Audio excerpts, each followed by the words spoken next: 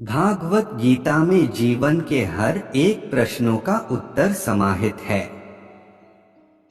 जो मनुष्य गीता को पढ़ लेता है वह जीवन के सभी दुख, वासना, ईर्ष्या, क्रोध, लोभ, मोह, लालच जैसे बंधनों से मुक्त हो जाता है। भागवत गीता मनुष्य के जीवन को बहुत ही सरल बना देता है, क्योंकि भागवत गीता में जीवन का असली मकसद बताया गया है। इसलिए जीवन में एक बार हर एक व्यक्ति को भागवत गीता जरूर पढ़ना चाहिए और भगवत गीता का ज्ञान जरूर प्राप्त करना चाहिए। आज के इस लेख में गीता उपदेश लेकर आए हैं जो निश्चित ही आपके ज्ञान को बढ़ाए। गीता के उपदेश परिवर्तन संसार का नियम है। भगवान श्री कृष्ण गीता में कहते हैं कि यहाँ सब कुछ बदलता रहता है। कालचक्र में इतनी शक्ति होती है कि वह राजा को रंक और रंक को राजा बना देता है। इस जीवन में एक पल में क्या हो जाना है और दूसरे पल में क्या हो जाना है, इसका आकलन कोई नहीं कर सकता। इस जीवन में कोई भी चीज स्थायी नहीं है। हर एक चीज शुरू होने के बाद उसका अंत अवश्य होता है और फिर नई चीज शुरू होती है। जीवन में दुख आते हैं तो कुछ पल के बाद सुख भी आते हैं। कभी लाभ होते हैं तो कभी हानि भी होती है। कभी जय होता है तो कभी पराजय भी होता है। कभी मान होता है तो कभी अपमान भी होता है। इसलिए मनुष्य को चाहिए कि वह दुख को भी अस्थायी समझकर उसे अपनाए। सही समय की प्रतीक्षा करना मूर्खता है। गीता में भगवान श्री कृष्ण अर्जुन को कहते हैं कि किसी चीज को शुरू करने के लिए कभी कोई सही समय नहीं होता। मनुष्य जब कोई चीज शुरू करता है वही उसके लिए सही समय होता है। जो मनुष्य सही समय के इंतजार में रहता है उसके लिए सही समय कभी नहीं आता और वह कभी भी अपने काम को शुरू नहीं कर पाता। ऐसे मनुष्य जीवन भर सही समय का इंतजार करते ही रह जाते हैं और कभी सफलता प्राप्त नहीं कर पाते। इसलिए मनुष्य को चाहिए कि सही समय की प्रतीक्षा करने के बजाय वह अभी से ही काम को शुरू करे। वर्तमान का आनंद लेना चाहिए। गीता में कहा गया है कि बीते कल और आने वाले कल की चिंता करना व्यर्थ है, क्योंकि ना बीते हुए कल को बदला जा सकता है और ना आने वाले कल को देखा जा सकता है। मानव को वर्तमान का आनंद लेना चाहिए। भूतकाल में बीते घटनाओं को सोचकर एवं आने वाले कल की चिंता करके मनुष्य वर्तमान के सभी पलों को व्यर्थ गुजार देता है।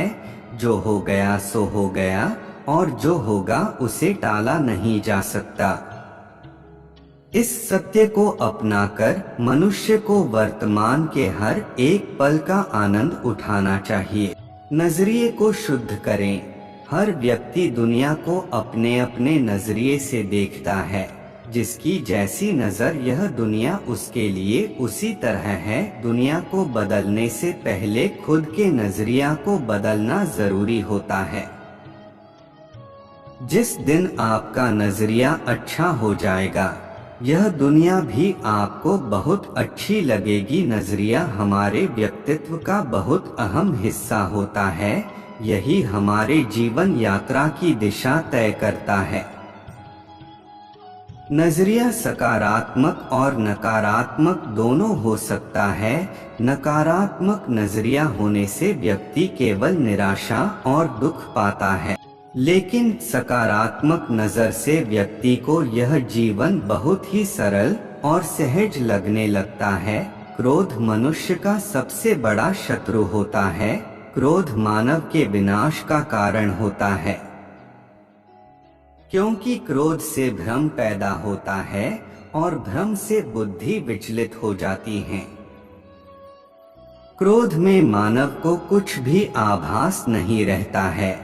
क्रोध में मानव अपनों के प्रति भी गलत शब्द का प्रयोग करता है। गलत शब्द व्यक्ति को दिल से चोट पहुंचाता है, जो घाव कभी मिट नहीं पाता। क्रोध में मानव कभी भी सही निर्णय नहीं ले पाता और क्रोध में ली गई निर्णय हमेशा ही दुखदायी होती है। क्रोध में व्यक्ति की आंखें बंद हो जाती है और उसका मुंह खुल जाता है। वह समझ ही नहीं पाता कि क्या सही और गलत है। क्रोध उसे गलत राह पर ले जाती है। इसलिए मनुष्य को क्रोध पर काबू करके मन को शांत रखना चाहिए। कर्म करें, फल की चिंता न करें।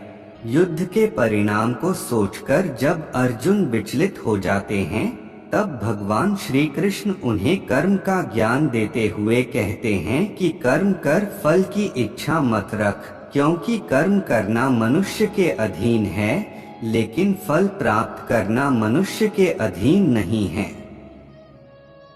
मनुष्य अगर सच्चे दिल से और कर्म को धर्म समझकर कर्म कर रहा है, तो उसे एक ना एक दिन कर्म का फल जरूर मिलेगा। जो मनुष्य फल की इच्छा रख के कर्म करता है, वह सुख दुख के जाल में फंस जाता है। क्योंकि जब मनुष्य अपने कर्म से फल प्राप्त नहीं कर पाता, तो दुख उसे घेर लेती है। फल की पहली चिंता करने से मनुष्य अपने कर्म को सही से नहीं कर पाता। लेकिन जो मनुष्य बिना फल की चिंता किए कर्म को करता है, उसे फल अवश्य मिलता है और वही व्यक्ति ज्ञानी होता है। मन पर नियंत्रण रखना। मन जिसके बारे में हम सुनते हैं लेकिन कभी देख नहीं पाते, क्योंकि मन हमारे शरीर का एक शक्तिशाली अदृश्य हिस्सा है। मन ही तो है जो मनुष्य में तरह तरह के भाव को उत्पन्न कराता है और मनुष्य उसी के अनुसार व्यवहार करता है। मन मनुष्य को अपने जाल में इस कदर फंसा के रखता है कि मनुष्य लाख कोशिश कर ले, लेकिन वह अपने मन पर काबू नहीं पा पाता। मन काफी शक्तिशाली होता है। वह मनुष्य को अपने अधीन रखता है और हमारा मन हमें नाचना चाहता रहता है। मन मनुष्य को घमंड की मदिरा पिलाकर मदहोश करने की शक्ति रखता है। मन मनुष्य को जीवन के अंत तक अपने जाल से निकलने नहीं देता, जिस कारण मनुष्य सदा जीवन के मोह माया में व्यस्त रहता है। हर मनुष्य की आत्मा के अंदर परमात्मा का प्रकाश है और उस परमात्मा का साक्षात्कार करने के लिए मनुष्य को अपने मन पर नियंत्रण करना पड़ता है। एक बार मनुष्य मन पर काबू पाने में सफल हो जाए, तो वह जीवन के मोह माया से बहुत आसानी से पीछा छुड़ा सकता है। आत्मा अविनाशी है, मनुष्य का शरीर विनाशी है।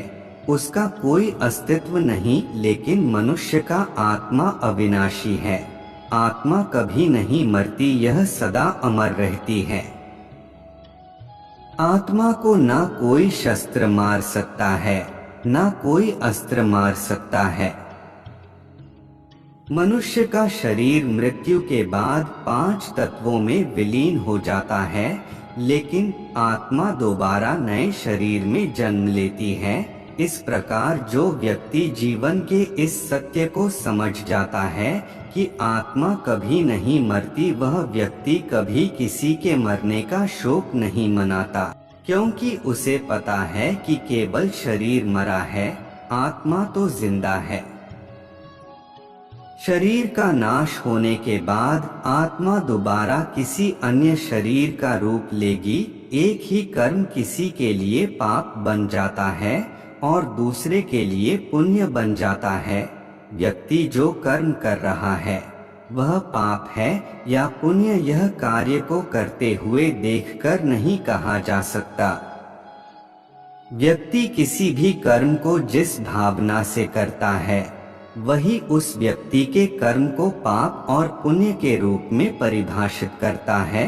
उदाहरण के लिए कोई व्यक्ति धन के लालच में किसी की हत्या कर देता है, वहीं दूसरा व्यक्ति किसी की जान बचाने के लिए किसी दुष्ट व्यक्ति की हत्या कर देता है।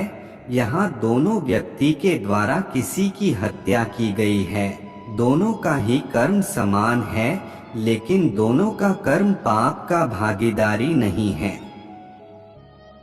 लूट के उद्देश्य से हत्या करने वाले व्यक्ति का कर्म पाप का भागीदारी होगा, लेकिन किसी के जान बचाने के उद्देश्य दुष्ट व्यक्ति की गई हत्या पाप की श्रेणी में नहीं आएगा। खुद पर विश्वास करें। खुद पर विश्वास मनुष्य को ताकतवर बनाती है। आपकी सफलता आपके खुद के विश्वास पर निर्भर करती है। व्यक्ति अगर खुद पर विश्वास कर ले तो वह हर एक कठिन कार्य को कर सकता है। खुद पर विश्वास मनोबल को बढ़ाती है और व्यक्ति लक्ष्य को प्राप्त करने के लिए दृढ़ निश्चय कर पाता है। खुद पर विश्वास करके अगर मनुष्य कर्म में लग जाए तो उस कर्म को करने में उसे आनंद आता है और निश्चित ही उसे सफलता मिलती है। भगवानों में कोई छोटा बड़ा नहीं। आज संसार के मानव विभिन्न धर्मों में बंट चुका है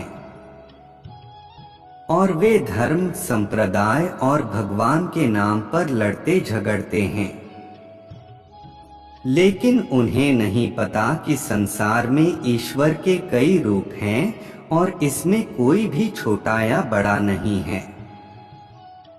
परमात्मा का हर एक रूप समान है।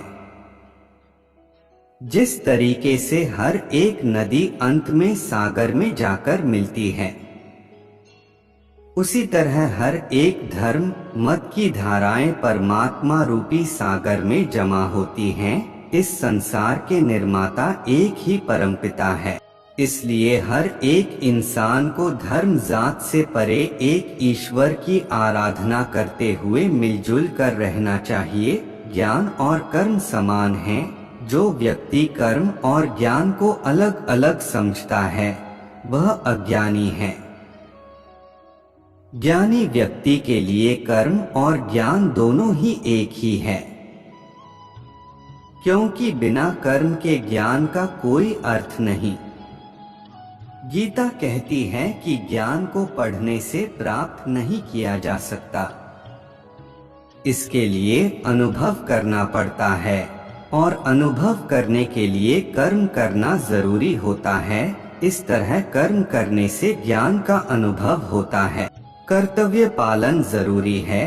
संसार में सबसे बड़ा धर्म कर्तव्य का पालन करना है। जो व्यक्ति अपने कर्तव्यों का भली भांति पालन करता है उसे सुख और मन की शांति का अनुभव होता है। अपना कर्म भले ही कितना ही कष्टदायक क्यों ना हो, लेकिन अपने कर्म को कर्तव्य समझकर करना दूसरे की नकल करने से श्रेष्ठ होता है।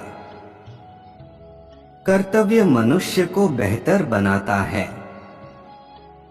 हर एक कर्म में दोष होता है,